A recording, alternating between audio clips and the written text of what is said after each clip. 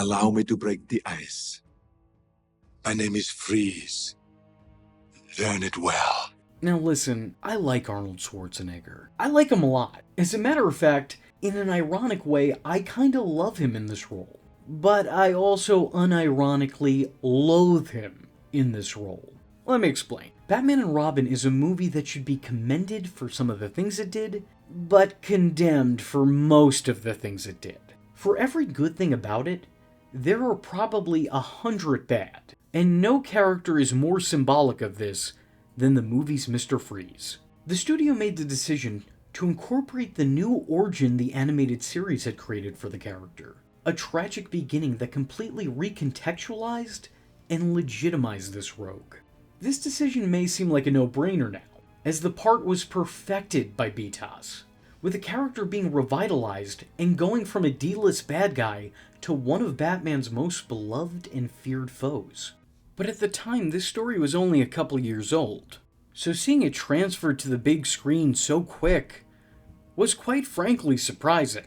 Regardless of how awful this story had told the tale, I still feel that bringing this narrative to the big screen did a lot to further cement the character's origins and make it a mainstay in most iterations of the Mr. Freeze story. Once again, in spite of how poorly this movie depicted these events. Not that this story needs to be overstated, as I'd like to think that most people are almost as familiar with Mr. Freeze's past as they are with Batman's beginnings. The SparkNotes edition is this. The only thing that ever ran deeper than Victor Freeze's love for science was his love for his wife Nora. Upon finding out that she was sick with a deadly ailment, Freeze then used his first love to try and save his true love, ultimately freezing her in a cryogenic sleep, and himself alive, forcing him to spend his life alone in the Arctic. Despite his cold blood and his cold nature, his love for his wife still burned, and in an attempt to cure her, he creates a suit to sustain his body heat, or lack thereof. He invents freeze rays in order to aid him in the crimes he commits as a means of finding a means to save his wife. There is no low he won't go to, no length he won't go to save the woman that he loves. That's kinda beautiful, as it sets Freeze apart from the rest of Batman's rogues gallery. Sure, he's equally as tragic as already established characters like Two-Face or Clayface or the Mad Hatter, but he lacks the lack of morality that a lot of Batman's rogues have. He knows what he's doing is wrong, but he doesn't care about his wrongdoings so long as he can make things right. He wasn't just some jolly bad guy looking to torment the world with Arctic temperatures and puns, except he is here. He is in characterization. There is a complete clash with the tone of this character. He comes from tragic origins, and yet he's not presented as a tragic figure. It's hard to identify with the character's suffering when the script has him dancing to A Year Without a Santa Claus in a polar bear robe with polar bear slippers on. Yeah, I'm not really feeling this guy's pain here. He's made such a goof in this movie that it makes you wonder why they even bothered, especially in a movie that hastily recreated Batgirl. To say this part was poorly profiled is an understatement. Despite staying true to the tale in the tale itself, the character in this story, in depiction, is the antithesis of the anti-hero. This Mr. Freeze doesn't feel like he's forced to do bad things for a good cause. He's practically giddy about doing bad things. Doing these bad things makes him feel good.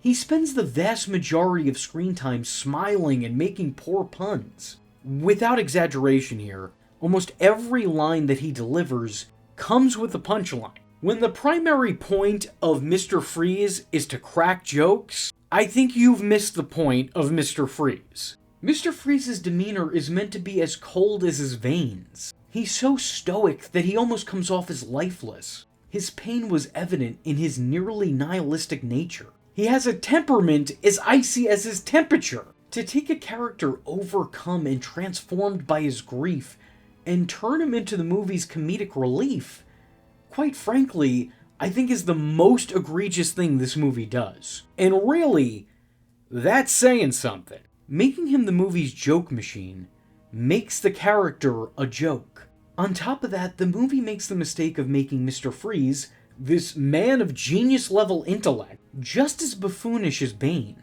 who in this movie is a complete Neanderthal. He is easily swayed by poison ivy, which would make sense for most men, as her pheromones manipulate others into doing what she wants, but the movie makes a point to showcase that he's immune to her jewelweed mind tricks. Meaning the Mister here has no excuse for falling for such an obvious ploy. He's just dumb. He is just stupid. He's easily persuaded despite her obvious betrayal.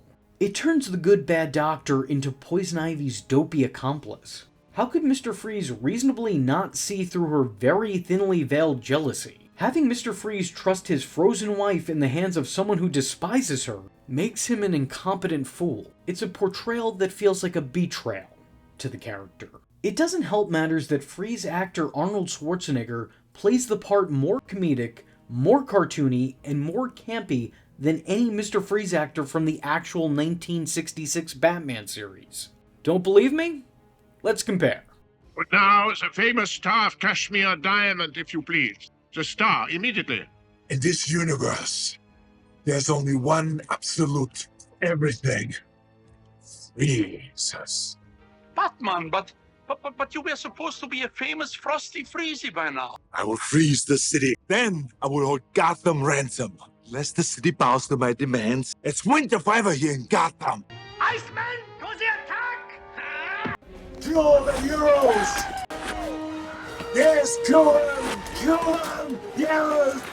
However, I do want to make a point here, because everyone said that this is terrible casting right from the start. And you're right, but I also feel like there's a little asterisk there. While Arnold Schwarzenegger isn't exactly the most obvious casting choice for the part, a fact which is made that much more obvious and more apparent when you learn of the other casting choices that were considered for the role, names like Anthony Hopkins, Ed Harris, and even Patrick Stewart, all of which could be ideal candidates for the role, but all of which who would feel way too overqualified and completely out of place in this mess of a movie.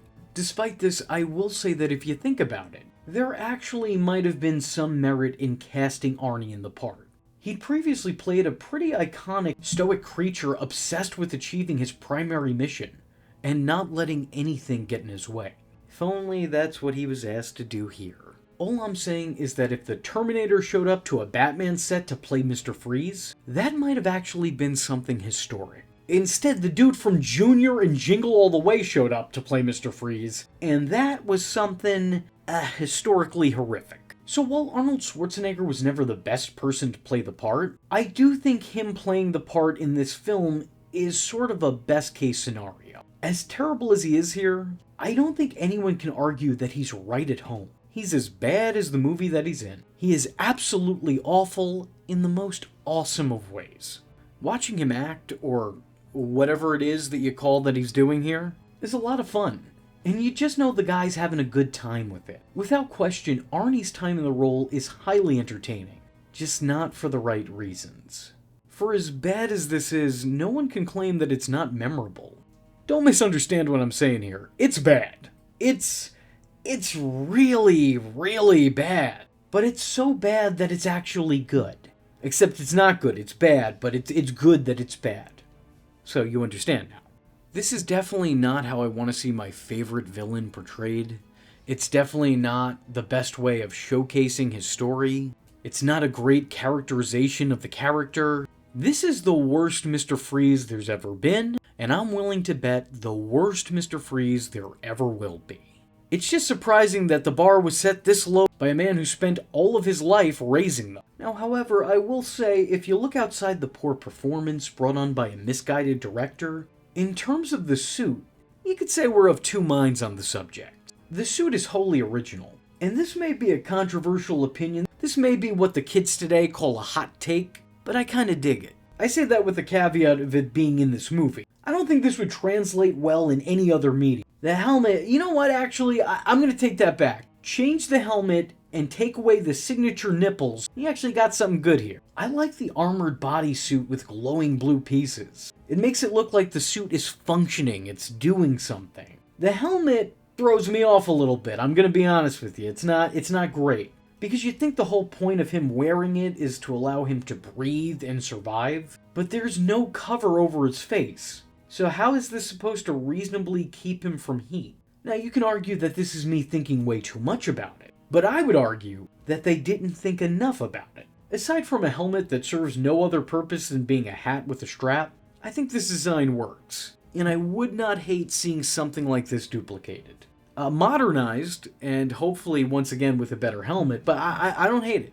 I do not hate it. I wouldn't hate seeing some of this design repurposed. All in all, I think this serves as the bottom of the barrel for the character. A what not to do when making a Mr. Freeze. A part famous for being infamous. The worst version of one of the best characters. And if you'd be interested in seeing me taking a look back at the best version of one of the best characters, let me know in the comment section below by leaving a comment saying, Mr. Freeze strikes again. I am vengeance.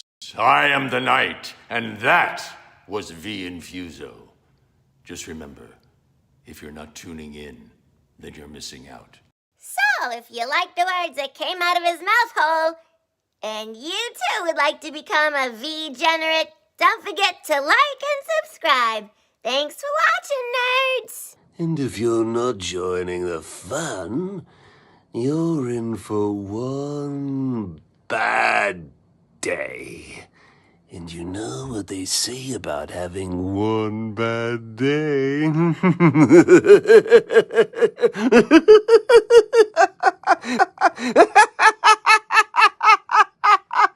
Catch him next time. Same bat time. Same bat channel.